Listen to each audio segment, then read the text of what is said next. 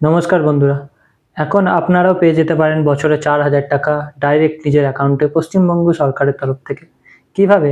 জানতে চাইলে ভিডিওটি শেষ অবধি দেখুন, স্কিপ না করে। আপনারা যদি অন্যের জমিতে কাজ করেন, নিজের যদি চাষযোগ্য কোনো জমি না থাকে, আর আপনারা যদি কোনো সরকারি সুযোগ সুবিধা যেমন কৃষক বন্ধু না পেয়ে থাকেন, তাহলে আজকের ভিডিওটা আপনাদের জন্যই।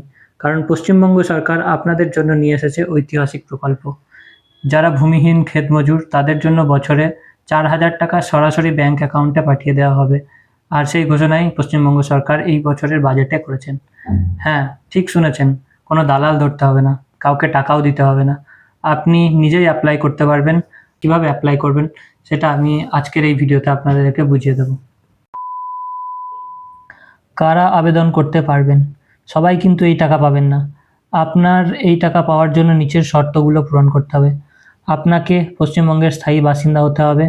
আপনার নিজের নামে বা পরিবারের কোনো সদস্যের নামে চাষের জমি থাকা চলবে না, অর্থাৎ আপনি ভূমিহীন হতে হবে। আপনার বয়স বর্তমানে 18 থেকে 60 বছরের মধ্যে হতে হবে। আপনার প্রধান আয়ের উৎস অন্যের জমিতে মজুরি করা হলে তবেই আপনি এই প্রকল্পের আওতাভুক্ত হবেন। আপনি যদি কৃষক বন্ধু অলরেডি পেয়ে থাকেন কিংবা বর্গা চাষি হন, তাহলেও কিন্তু এই প্রকল্পে আবেদন করতে পারবেন না। এই প্রকল্পে আবেদন করতে গেলে কী কী কাগজ লাগবে? এই প্রকল্পে আবেদন করার জন্য আপনাকে আপনার আধার কার্ড, আপনার ভোটার আইডি, নিজের পাসবই, নিজের পাসপোর্ট সাইজের একটি ছবি, ব্যাংক অ্যাকাউন্টের সঙ্গে লিঙ্ক করা মোবাইল নাম্বার এবং একটি স্বঘোষণাপত্র, যেটা ফর্মের সাথেই পাওয়া যাবে, সেটা জমা দিতে হবে। তো আসুন দেখে নিই ফর্মটা আপনারা কিভাবে ফিল আপ করবেন। এই ফর্মটা আপনাদের ব্লক অফিসের কৃষি আধিকারিকের তরফ থেকে আপনাদের দেওয়া হবে। তো আপনাদের নিজেদের ব্লকে গিয়ে এই ফর্মটা নিয়ে নেবেন। তারপরে এই ফর্মটা যখন ফিল আপ করবেন তখন এই ভিডিওটি দেখতে দেখতে সুন্দরভাবে আপনার নাম এই ঘরে বসিয়ে দেবেন। ক্যাপিটাল লেটারে বড় বড় করে সুন্দরভাবে লিখে দেবেন। তারপরে রেসিডেন্সিয়াল অ্যাড্রেস বা বাসস্থানের ঠিকানা দিতে হবে, যেখানে ভিলেজ, গ্রাম panchayat, post office, block, police station, district আর পিনকোড তার সামনে যে ঘরগুলো আছে সেগুলোতে লিখে দিতে হবে।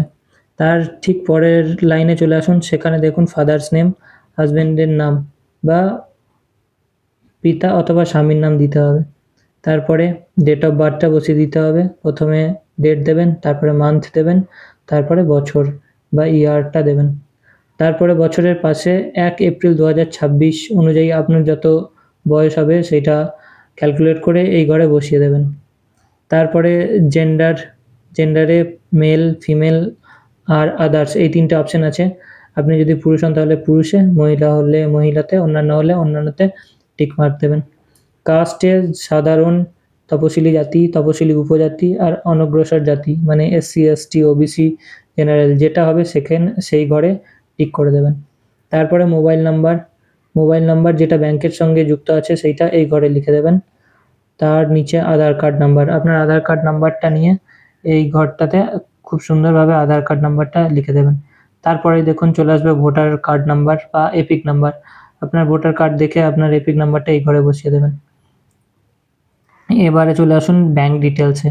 এখানে আপনার ব্যাংক ডিটেলসগুলো লিখতে হবে। Name as per bank account লেখা আছে দেখুন। এখানে ব্যাংক অ্যাকাউন্ট অনুযায়ী আপনার নামের যেটা বানান সেই বানানটা এখানে লিখে দিতে হবে। তার নিচের ঘরে আপনার ব্যাংক অ্যাকাউন্টের নাম্বারটা উল্লেখ করে দেবেন। এই ঘরটা অনেকটাই জায়গা আছে যথেষ্ট, এখানে আপনার ব্যাংক অ্যাকাউন্টের নাম্বারটা সুন্দরভাবে লিখে দেবেন। তারপরে দেখুন IFSC কোড। IFSC কোড আপনার ব্যাংকের যেটা হবে সেটা আপনি এখানে লিখে দেবেন। যদি আপনি IFSC কোড বুঝতে না পারেন তাহলে আমি একটা ডান দিকে উপরে দিয়ে দিচ্ছি, সেটা দেখে, এটা SBI এর, তো এটা দেখে আপনারা SBI যারা তারা সেই হিসাবে লিখে নিতে পারেন। তারপরে ব্যাংকের নাম লিখে দেবেন এখানে, যেমন SBI বা PNB এই হিসাবে। আর তারপরে ব্যাংকের শাখা, যেই শাখায় আপনার ব্যাংক অ্যাকাউন্টটা আছে সেই শাখার নাম এখানে লিখে দেবেন। তারপরে চলে আসুন অ্যাকাউন্টের টাইপ, সেখানে সেভিংস অ্যাকাউন্ট না কারেন্ট অ্যাকাউন্ট সেটা আপনার যেটা হবে সেটাতে আপনি টিক মার্ক করে দেবেন। তারপর আপনাকে কিছু নথিপত্র যেগুলো দিতে হবে তার মধ্যে হলো ফটো সহ ব্যাংকের পাসবই অথবা বাতিল চেক, ক্যান্সেল চেক। তো আপনারা ফটো সহ ব্যাংকের পাসবই জেরক্স কপিটাই দেবেন, তাই উপরেটাই টিক করে দেবেন উপরের অংশটাতে। তারপরের লাইনে চলে আসুন, এখানে নমিনি ডিটেলস। আপনাকে একজন ব্যক্তিকে নমিনি হিসাবে ডিটেল করতে হবে আর তার ডিটেলসগুলো এখানে ফিল আপ করতে হবে। নমিনির নামটা এই ঘরে দিয়ে দেবেন। তারপরে রিলেশন উইথ অ্যাপ্লিকেশন, আবেদনকারীর সাথে নমিনির কী সম্পর্ক সেটা এই ঘরে বসিয়ে দেবেন। তারপরে চলে আসুন পরে নমিনির ফাদার কিংবা হাজব্যান্ডের নাম, যাকে আপনি নমিনি করবেন তার ফাদার কিংবা তার স্বামীর নাম এই ঘরে বসিয়ে দেবেন। তার নিচে চলে আসুন, তার নিচে দেখুন ডেট অফ বার্থ, তো নমিনির জন্ম তারিখটা এই ঘরে লিখে দেবেন। যেমনভাবে আপনি আপনার জন্ম তারিখটা লিখেছিলেন ঠিক সেরকমভাবেই, আর সেরকমভাবেই নমিনিরও বয়সটা এখানে বের করে নেবেন যে কত বছর বয়স হচ্ছে, সেটা এই ঘরে লিখে দেবেন। তারপর যদি দেখেন নমিনির বয়স 18 বছরের নিচে হচ্ছে, তাহলে নমিনির পিতামাতা কিংবা অভিভাবকের নাম এই ঘরে লিখে দিতে হবে। তারপর পুরো ফর্মটা আরেকবার পুনরায় পড়ে নিয়ে এই ঘরে সই করে দেবেন। আর বাঁদিকে এখানে ডেটটা, আপনার ফর্ম ফিল আপ করার ডেটটা এখানে লিখে দেবেন। তারপরে দেখুন অ্যাকনোলেজমেন্ট বা প্রাপ্তি স্বীকার আপনি পেয়ে যাবেন, এটা আপনাকে অফিস থেকে সই করে আর আপনার ডিটেলসগুলো এখানে লিখে দিয়ে দেওয়া হবে। এটা ভবিষ্যতের জন্য রেখে দেবেন, কারণ এটা আপনার স্ট্যাটাস জানার জন্য ভবিষ্যতে প্রয়োজন হবে। এর সাথে আপনাকে আরও দুটো ডকুমেন্ট জমা দিতে হবে, যার মধ্যে একটা হলো সংযোজনী 1। এটাতে আপনার স্বঘোষণাপত্র, এটাতে আপনাকে যেখানে আমি লেখা আছে তারপরে আপনার নামটা লিখে দিতে হবে। তারপরে পিতা বা স্বামীর নাম এটা লিখে দেবেন। তারপরে গ্রাম, এখানে গ্রামের নাম লিখে দেবেন। তারপরে এই অংশে আপনার গ্রাম পঞ্চায়েতের নামটা লিখে দেবেন। তারপরে এই অংশে আপনার ব্লক, থানা আর জেলার নাম লিখে দেবেন। তারপরে পুরোটা একবার পড়ে নিয়ে এই দুটো ঘর দেখছেন যেখানে কৃষক বন্ধু, লক্ষ্মীর ভাণ্ডার লেখা আছে, এই দুটোর মধ্যে আপনি যদি অলরেডি কিছু পেয়ে থাকেন তা সেখানে টিকমার্ক করবেন। এগুলো ছাড়াও পশ্চিমবঙ্গ সরকারের অন্য কোনো স্কিম যদি আপনি পেয়ে থাকেন বা প্রকল্প আপনি যদি পেয়ে থাকেন তাহলে এই জায়গাটায় লিখে দেবেন। তারপরে এই নিচে এখানে সই করে দিয়ে আবেদনকারীর মোবাইল নাম্বার লেখা আছে, এখানে আপনার মোবাইল নাম্বারটা লিখে দেবেন। বাঁ দিকে স্থান আর তারিখটা দিয়ে দেবেন। তারপরে চলে আসুন নেক্সটটাতে। এই ইংলিশের যে পার্টটা আছে এটা কিছু করার দরকার নেই, এটা যেমন আছে সেরকম ছেড়ে দেবেন। তারপরে আমরা চলে আসি সংযোজনী এতে। এখানেও ঠিক উপরের মতনই আমির পরে আপনার নাম, তারপর আপনার পিতা বা স্বামীর নাম, তারপর গ্রামের নাম, তারপর গ্রাম পঞ্চায়েতের নাম, তারপর ব্লক ও জেলার নাম লিখে দেবেন।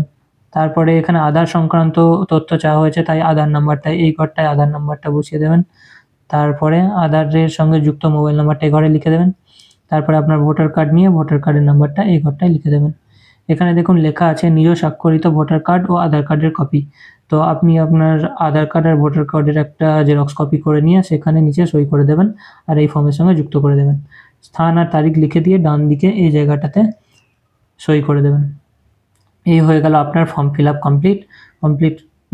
কমপ্লিট করে দেওয়ার পর সেই ফর্মটা অফিসে জমা দিয়ে দেবেন। আপনার ব্লকের যেই কৃষি আধিকারিক অফিস আছে সেখানে জমা দিয়ে দেবেন।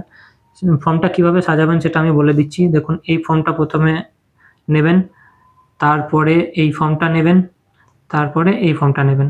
তার নিচে আপনার ভোটার আইডি, আধার কার্ড, তারপর আপনার ব্যাংকের পাসবই, এগুলো সব যুক্ত করে দিয়ে উপরে একটা ফটো পিন আপ করে স্ট্যাপল করে দিয়ে তারপর জমা করে দেবেন। জমা দেওয়ার পরে আপনার সমস্ত ডকুমেন্ট চেক করে নিয়ে অফিসাররা সব চেক করে নিয়ে এই অ্যাকনোলেজমেন্টটা আপনাদেরকে ফেরত দিয়ে দেবেন। এখানে নাম, ডিটেলস, অ্যাকনোলেজমেন্ট আইডি, ডেট আর সিগনেচার এগুলো একটু চেক করে নেবেন কাউন্টার ছাড়ার আগে, কারণ এইগুলো ঠিকঠাকভাবে না থাকলে ভবিষ্যতে আপনি চেক করতে পারবেন না যে আপনার টাকা এসেছে কি আসেনি। যদিও আপনার ব্যাঙ্ক অ্যাকাউন্টে ডাইরেক্ট চলে আসে, কিন্তু কোনো প্রবলেম হলে এইটাই কাজে লাগবে, আর এটা ভবিষ্যতের জন্য আপনারা সংরক্ষণ করে রেখে দেবেন। তাহলে দেরি না করে আজই কাগজগুলো জোগাড় করে ফেলুন আর এই ভিডিওটা দেখতে দেখতে ফর্মটা সুন্দরভাবে ফিল আপ করে নিন। ভিডিওটি ভালো লাগলে অবশ্যই লাইক করুন আর আপনার চেনা সব ক্ষেত মজুরদের সাথে এই ভিডিওটি শেয়ার করুন যাতে তারাও এই সুবিধা পায়। যদি আপনার কোনো প্রশ্ন থাকে তাহলে নিচে কমেন্ট বক্সে লিখুন, আমি উত্তর দেওয়ার চেষ্টা করব।